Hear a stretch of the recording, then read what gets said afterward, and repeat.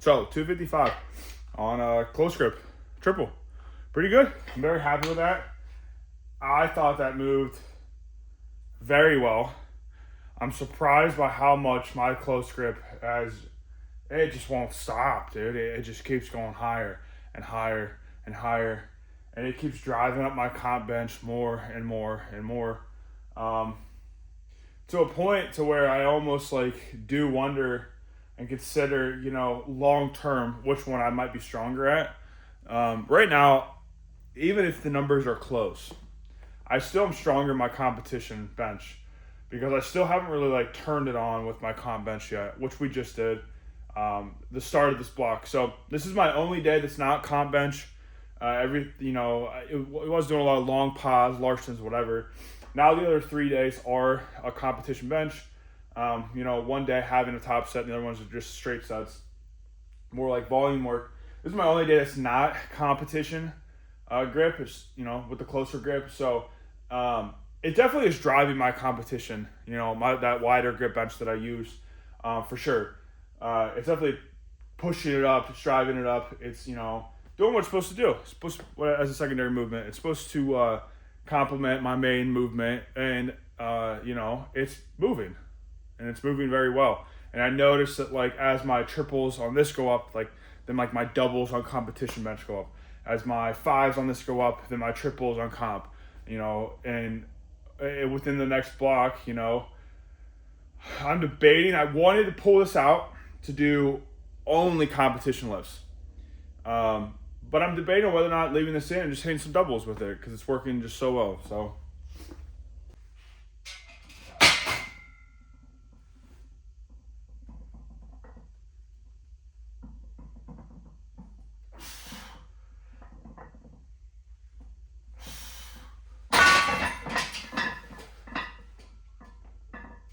for these sets too, mostly in this block, each block I try to focus on something different, mostly for the lift. That way I don't bombard myself with cues and things to think about or whatever. And especially too, as I get better at some things, I need to get them better at others, Last block we worked, let's take it back even further. 2 blocks ago, we worked on arch, and I can just look at some of my past videos and see me talk about doing different things like a pin press or whatever. Things that I used to keep my arch nice and high, to keep my chest up throughout the movement. So that way when I came down, my chest stayed high, and when I pushed up, my chest stayed high. I wasn't collapsing with the bar. I wasn't, staying high and then pushing and collapsing as I push. We kind of got that down. We got that ingrained in us to keep that chest high. Or at least our belly high is a good way to think about it. A sternum right at the bottom of a rib cage even. Keep that nice and high because where our touch point is. Last block, we focused a ton on leg drive. At least that was my whole process with it. I set up a tad bit different than I normally have. And it really helped my leg drive because I needed to have more tension in my legs. I need to be pushing back farther, all that type of stuff. So this block, I'm really trying to focus on using my lats when I bench, and not using my lats. It's not the right wording, but engaging my lats while I bench or whatever. There's 1,000 people that have done videos on this. Like, I don't really need to harp too much on it or hear that it does or doesn't work or whatever. There's a lot of good resources out there on how to actually use your lats when you bench. No, you're not going to push the weight with your lats. Yes, your lats pull, blah, blah, blah. But also, you don't bench with your legs, but you also use leg drive as well. It's almost the same thing. Leg drive creates stability, and leg drive holds everything together, right? Especially if you can put leg drive and bracing together, then your entire body, other than your arms, from bracing, or I will say everything except for your upper back and arms, everything, if you brace and have proper leg drive, from here down is rigid and stiff. I shouldn't be able to move at all. I shouldn't be able to shake or move or fall over or anything like that. And that allows me the ability to then press as hard as I can, because I'm not pressing as I'm falling to the sides or, losing this and that, and like losing my arch or, my butt's not coming off the ground or I'm losing foot position, all that stuff. So lats are like the same thing. Lats are what can help us, keep everything in place and create the stability we need to be able to actually just push straight up. instead of like having to worry about like this like side to side motion or like keeping this tension. Because if I try to keep all this tension and try and keep my lats like nice and loose, there is a bit of instability there. So that's what we're focusing on these back off sets. So let's do one more to get it right.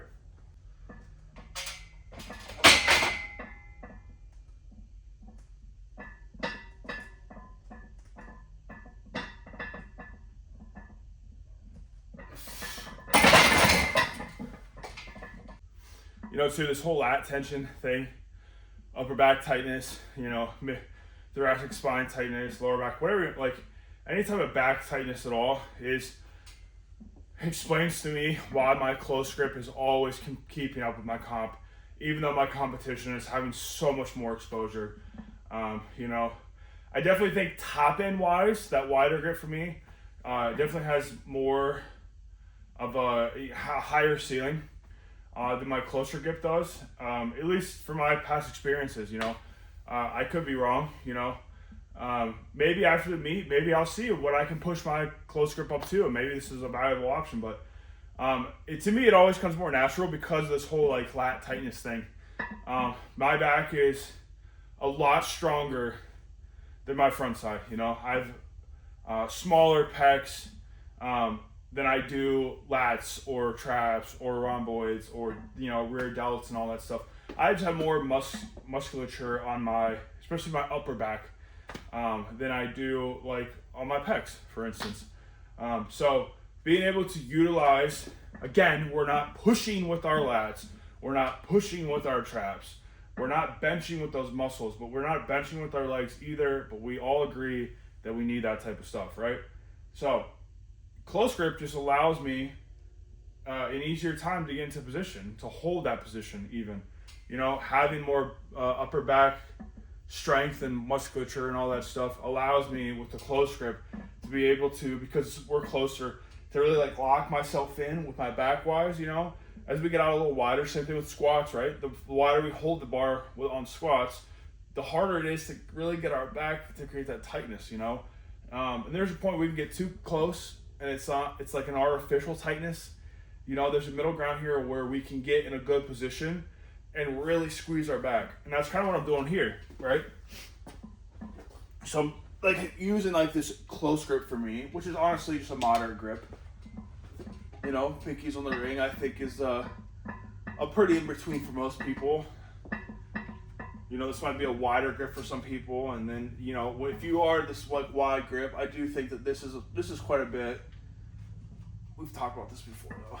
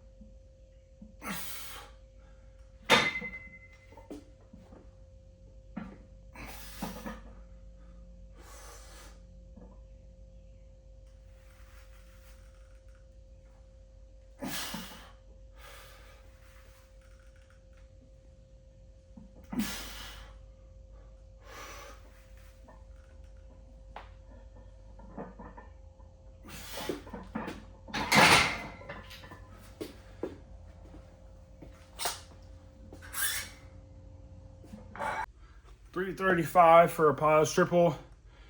Moved pretty well. I'm not unhappy with it for sure.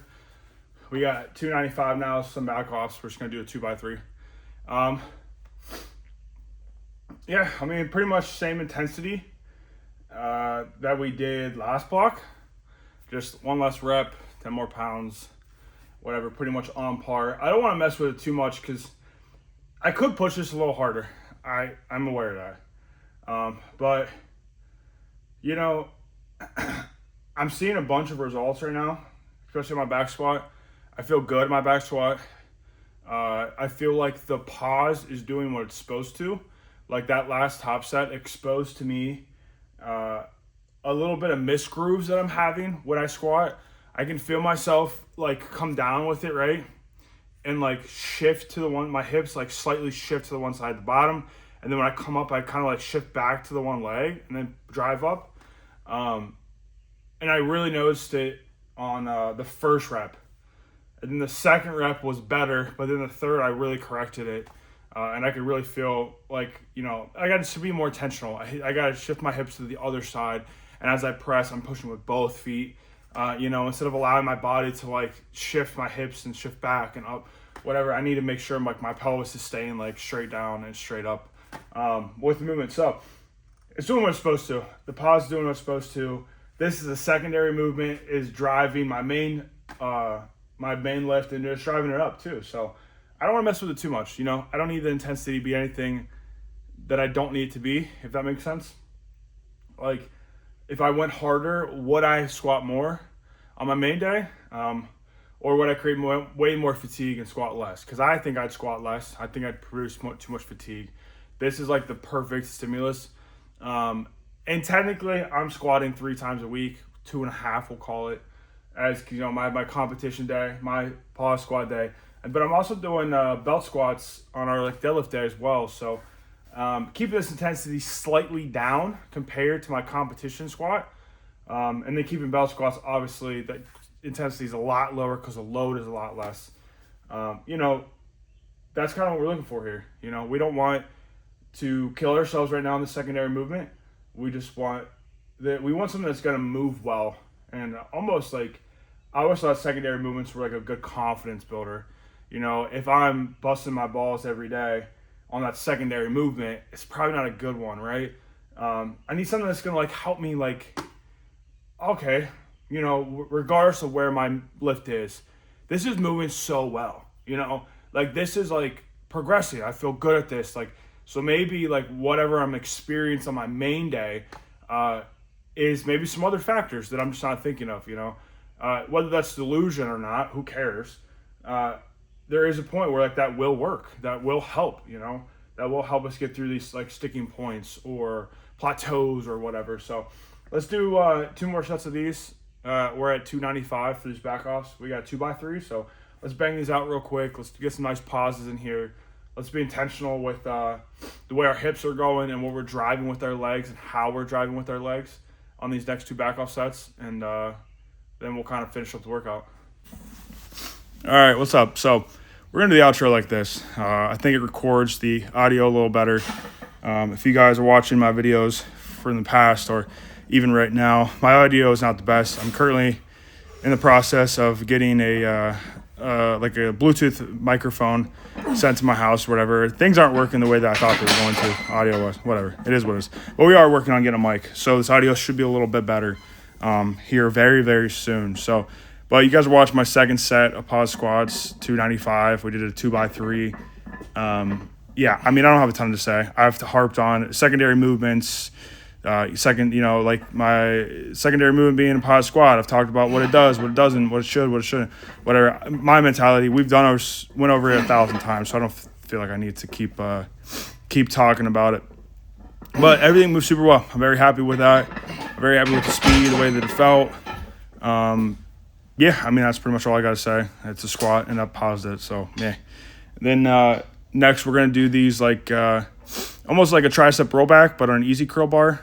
I got these from a guy that I used to work out with in the gym. His name was Herb, so shout out to Herb. Who showed me these. This gets like a real nice rolling motion, I'm going to say. So you do get some good momentum in it, but obviously with momentum, you can handle a little bit more load.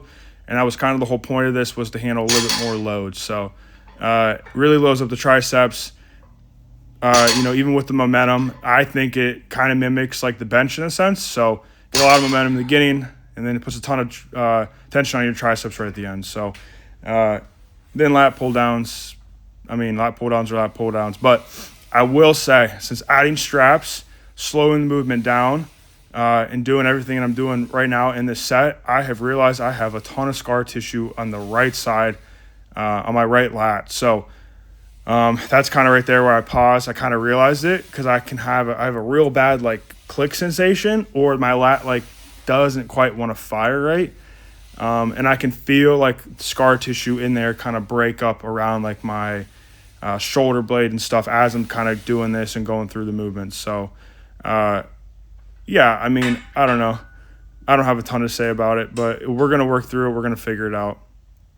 And then some face pulls, nothing too crazy. Again, I can feel like I can feel my lat in these sets, like something, it's just like breaking loose, like something's moving. But we did like the double rope strat here for face pulls. I haven't done this in a while. Kind of forgot how nice of a good squeeze you can get here and a good stretch you can get, you know, letting your scap kind of round and then really retracting it hard. So, and then we did some bicep curls after. But that's all I got for today's video. If you guys have watched this far, please subscribe to my channel. Helps me out a ton. Like the video. That helps me out a ton. Go watch some more of my other videos. You know, they're kind of this style of like vlogs. So if you like this, watch some more. Come back. We're going to post again on Thursdays. So I think that's all I got for today's video, though. But, yeah. I guess I'll catch you guys in the next video, and we'll see what I can do on deadlift.